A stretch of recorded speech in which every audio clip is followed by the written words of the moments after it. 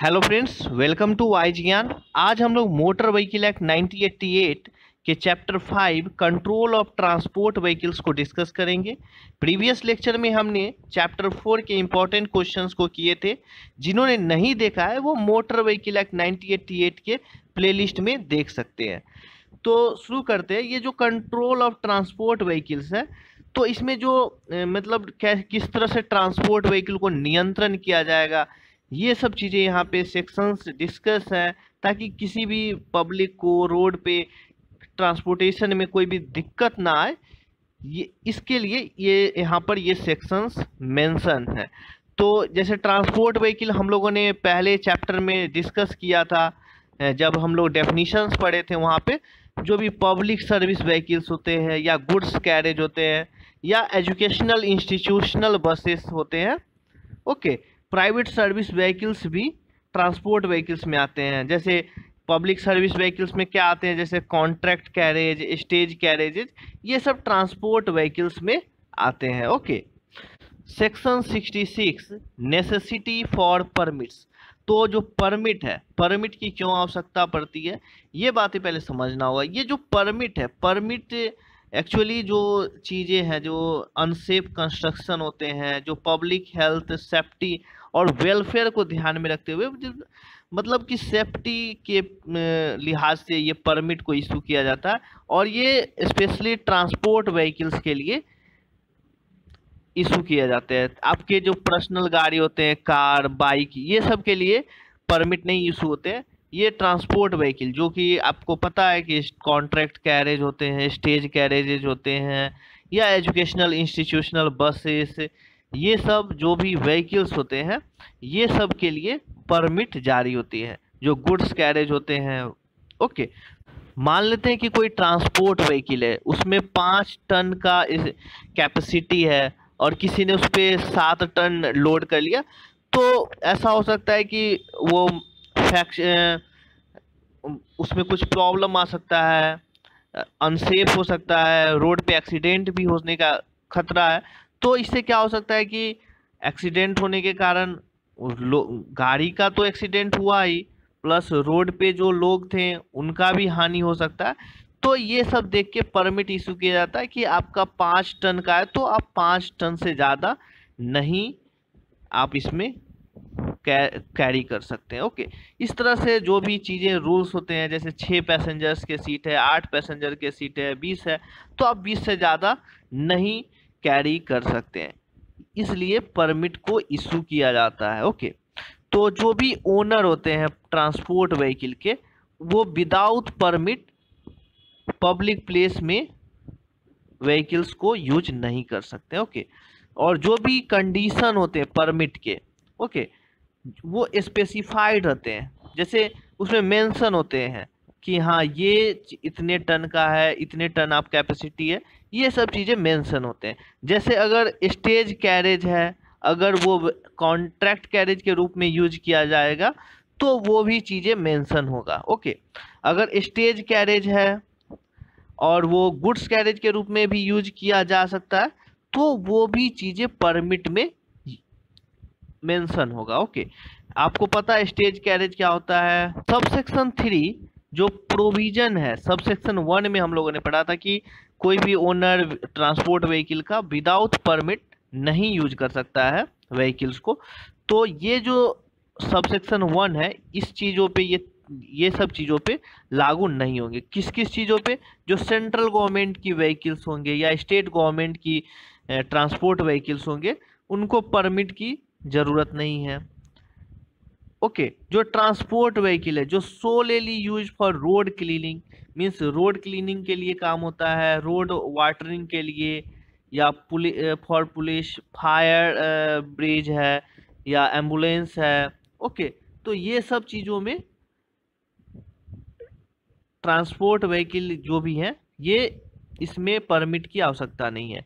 जो भी व्हीकल है फ्लड में, अर्थक्वेक में, या natural calamity, obstruction on road, इस तरह के जो भी चीज़ें को हटाने के लिए, ऑब्स्ट्रक्शन कोई आ गया तो उसको टोइंग करने के लिए, खींचने के लिए, हटाने के लिए, तो ये सब ट्रांसपोर्ट व्हीकल अगर यूज होता है तो इस केसेस में परमिट की आवश्यकता नहीं होती है। परमिट नहीं चाहिए। Section 66B, no bar against permit holders to apply and hold licenses under schemes.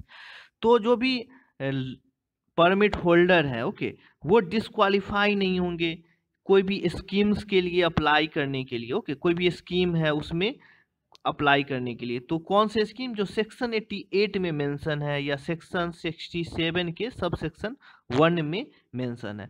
तो सेक्शन 88 हम लोगों को पढ़ना था, बाद में पढ़ना था, बट हमने यहीं पर इसको कनेक्ट करने के लिए यहाँ पे मेंशन कर दिया है। तो आप इसे देखें। तो जो सेंट्रल गवर्नमेंट है वो उसके पास पावर है। ये सब जो भी सेक्शन हम लोग पढ़ रहे हैं वो 2019 में ऐड किया गया है, इंसर्ट किया गया है ये सब सेक्शन को। तो सेंट्रल गवर्नमेंट इसमें स्कीम्स पे काम कर सकती है, बहुत सारे स्कीम बना सकती है। किस किस चीज़ों पे? तो लास्ट माइल कनेक्टिविटी, मीन्स कि जो भी मीन्स मान लेते हैं रूरल एरिया के लोग हैं जो गांव में रहते हैं, वहाँ से वो इस तरह से ट्रांसपोर्टेशन का कार्य हो, इस तरह से रोड कनेक्टिविटी हो, ताकि जो गांव के लोग डायरेक्ट आराम से कैपिटल जा सकते हैं, मेट्रो सिटी जा सकते हैं, इस तरह से कनेक्टिविटी हो, रूरल ट्रांसपोर्टेशन अच्छा हो। Improving the movement of freight and logistics, जो सामान होते हैं, लॉजिस्टिक्स होते हैं, उसके मूवमेंट में इम्प्रूवमेंट आए, कोई भी प्रॉब्लम ना आए। जैसे अभी जिस तरह से मतलब अगर कोई सामान जाने में अभी 2 घंटे लग रहा है, तो उसे रिड्यूस करके 1 घंटे 1:45 इस तरह से समय को कम किया जाए, इम्प्रूवमेंट हो उसके मूवमेंट में।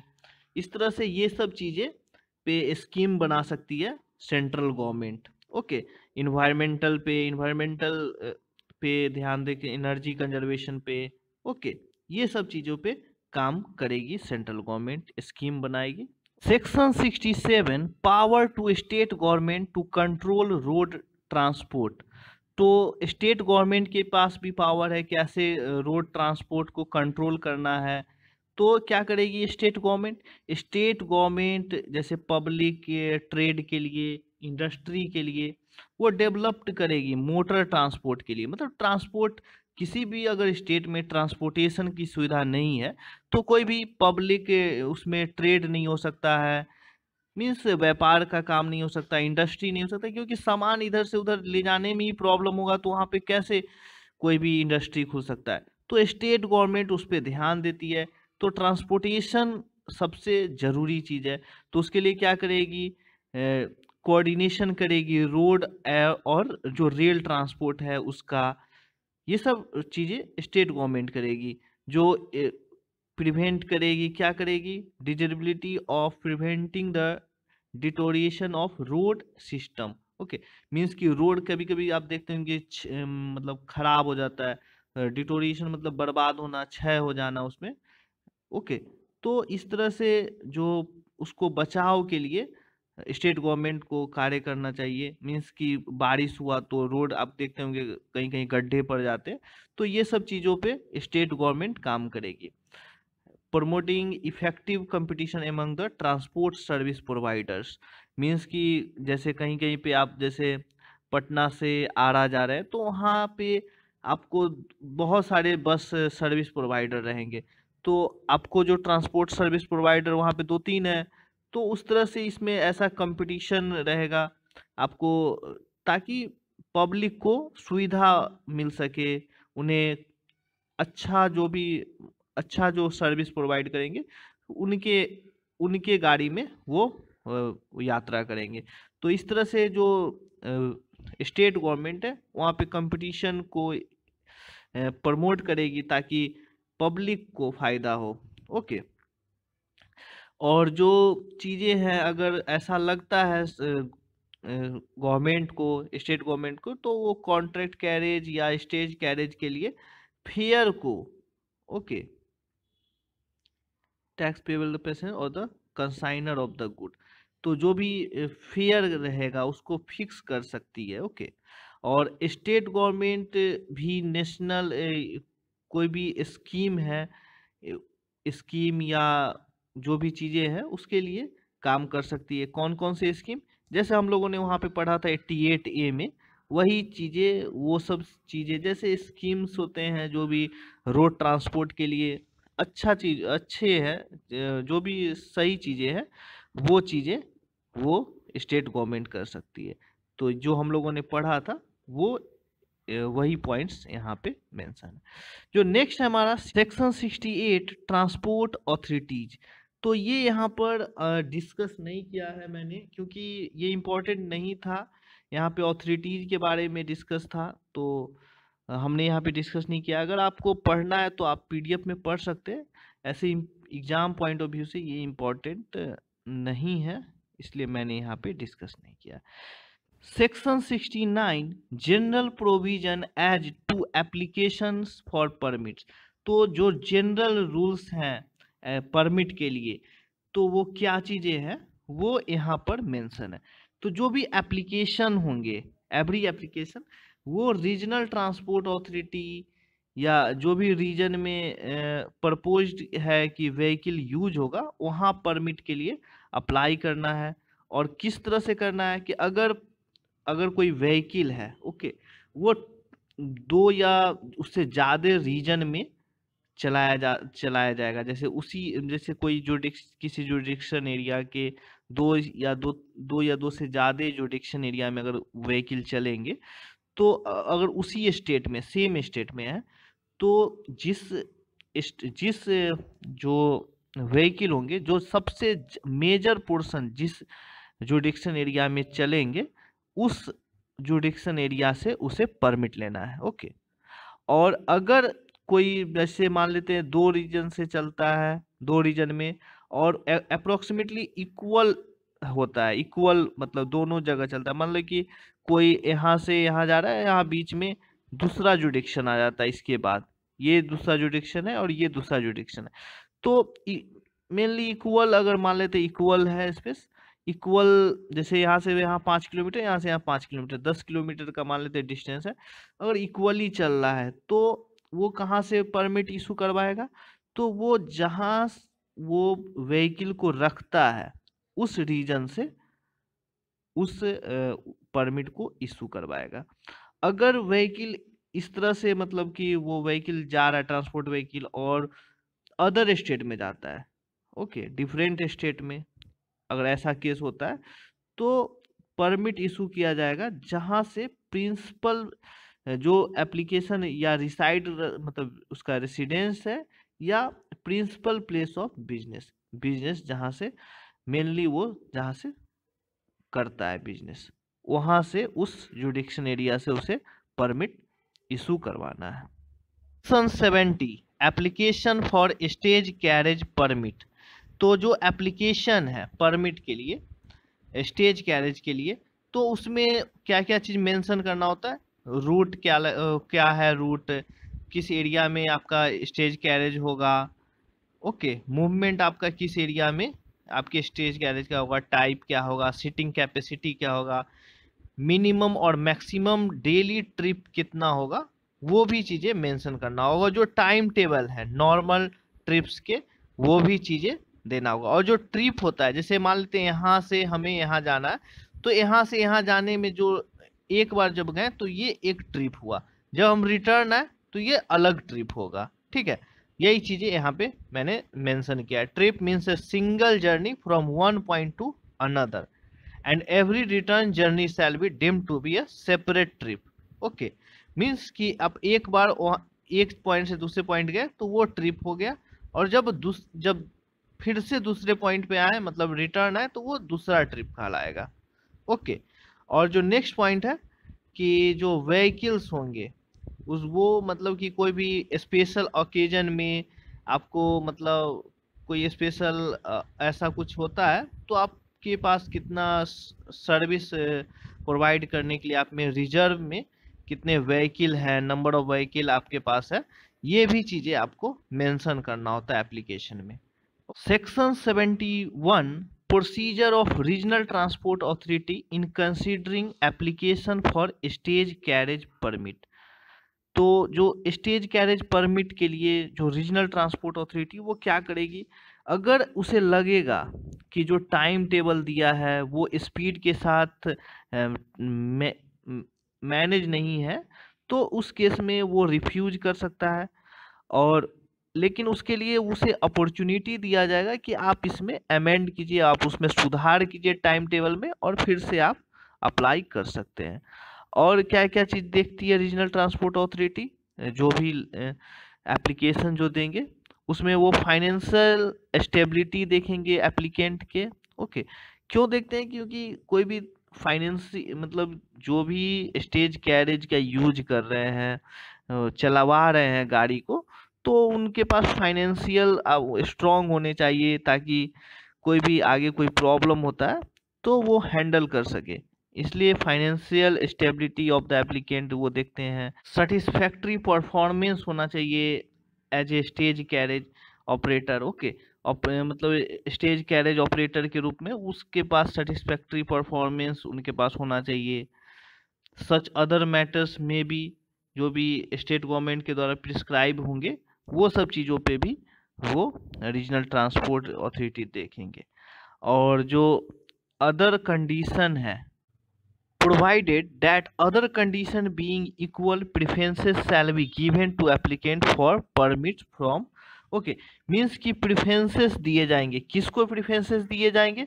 जो स्टेट ट्रांसपोर्ट अंडरटेकिंग्स है, जो भी राज्य सरकार के उपक्रम है, जैसे उत्तर प्रदेश के कोई उत्तर प्रदेश के जैसे यूपी एसआरटीसी होते हैं, गुजरात के जीएसआरटीसी, उसी तरह से बिहार के बीएसआरटीसी, दिल्ली के डीटीसी, ये सब जो भी स्टेट ट्रांसपोर्ट अंडरटेकिंग्स है, ये सबको प्रेफरेंसेस दिए जाएंगे।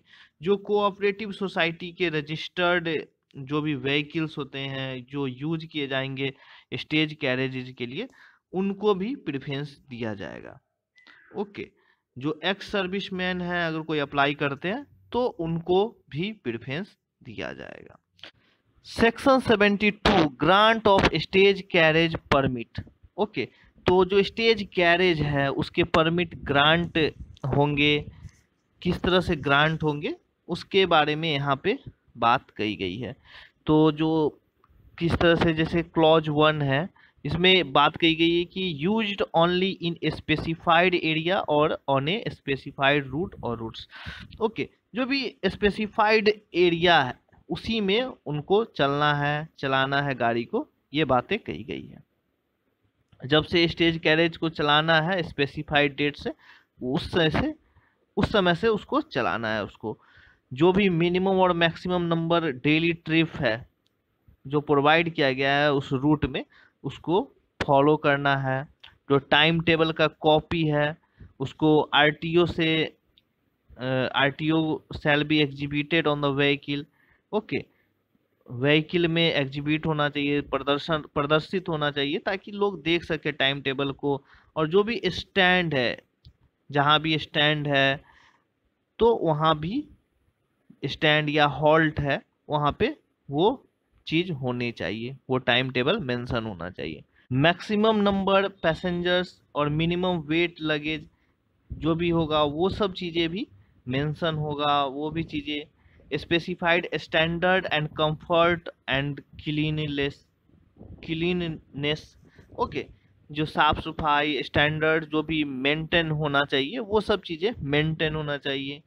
और जो भी पैसेंजर्स को कितने लगेज, कितने वेट तक लगेज को आप ले जा सकते हैं, एक्सेस लगेज पे कितना रेट लगेगा, चार्ज लगेगा, ये सब चीज़ें भी आपको दिखाना होगा, ताकि आपको स्टेज कैरेज परमिट के लिए ग्रांट हो सके। और इसमें एक चीज़ें मेंशन थी कि अगर 24 किलोमीटर्स के बाद, अगर मोर देन 24 किलोमीटर के बाद, देखिए, shall not be varied as to alter the distance covered by the original route by more than 24 kilometre. Means कि कोई रूट क्लियरली डिफाइन किया गया है, क्योंकि कोई भी चीज़ें हैं जो भी स्टेज कैरेज होती है, मूवमेंट होती है, तो उनका जैसे मान लीजिए रूट डिफाइन होता है कि हाँ आपको यहाँ से यहाँ जाना है, इस रूट से जाना है। तो अगर वो रूट में 24 किलोमीटर के बाद अगर वो अपने रूट में चेंजेस नहीं कर सकता है कि हाँ अगर ये रूट है, ये रूट डिफाइन है और वो इस रूट से यहाँ पे पहुंच रहा है, ऐसा नहीं कर सकता है। ओके, उसे जो रूट डिफाइन किया गया है वही रूट से जा सकता है। वो बियॉन्ड 24 किलोमीटर के अंदर वो रूट को चेंज कर सकता है, लेकिन 24 किलोमीटर के बाद वो रूट को चेंज नहीं कर सकता है। ये चीजें यहाँ पर कही गई है। Section 73 application for contract carriage permit. तो जैसे हम लोगों ने स्टेज कैरेज परमिट के बारे में पढ़ा, उसी तरह से यहाँ पे कॉन्ट्रैक्ट कैरेज में है कि आपको सीटिंग कैपेसिटी बताना होगा, आपको जो भी चीज़ें हैं, जो भी प्रिस्क्राइब्ड होंगे, वो सब चीज़ें आपको बताना होगा। इम्पॉर्टेंट नहीं है, कोई ज़रूरत नहीं है इसका। आप एक बार पीडीएफ से आपको पढ़ना होगा तो आप डिटेल में पढ़ सकते हैं। Section 74 grant of contract carriage permit. तो जैसे सेम एज सेक्शन 73 और सेम एज सेक्शन 71 हम लोगों ने जहाँ पे पढ़ा था, तो वही चीजें अप्लाई होंगे कॉन्ट्रैक्ट कैरेज परमिट में। ओके, नेक्स्ट जो हमारा है section 75 scheme for renting of motor cabs, जो कि इम्पोर्टेंट हमारे हिसाब से इम्पोर्टेंट नहीं एग्जाम पॉइंट ऑफ व्यू से, तो हमने डिस्कस नहीं किया। Application for private service vehicle permit, same चीज़ें हैं, किस तरह से एप्लीकेशन किया जाता है, जैसे कॉन्ट्रैक्ट कैरेज में, स्टेज कैरेज में देखा, उसी तरह से एप्लीकेशन, उसमें भी जो भी डाटा होते हैं वो चीज़ें देने होते हैं। गुड्स कैरेज परमिट में भी सेम चीज़ें देने होते हैं, जो भी चीज़ें नेसेसरी होते हैं। नेक्स्ट जो हमारा है section 78 consideration of application for goods carriage permit. तो गुड्स कैरेज के लिए आपको किस तरह से कंसिडर करती है जो आरटीओ होती है, रीजनल ट्रांसपोर्ट अथॉरिटी या डीटीओ, तो जो अथॉरिटी होते हैं वो किस तरह से आप क्या चीज़ देखते हैं। तो आप इस तरह से, तो आप व्हीकल में डेंजरस या हैजार्डस नेचर के, जो कि ह्यूमन लाइफ के लिए खतरा हो, ये चीज़ें तो आप नहीं यूज कर रहे हैं आप ढोने का, या आप केमिकल या एक्सप्लोसिव चीज़ें तो आप कैरी नहीं कीजिएगा ट्रांसपोर्ट व्हीकल में।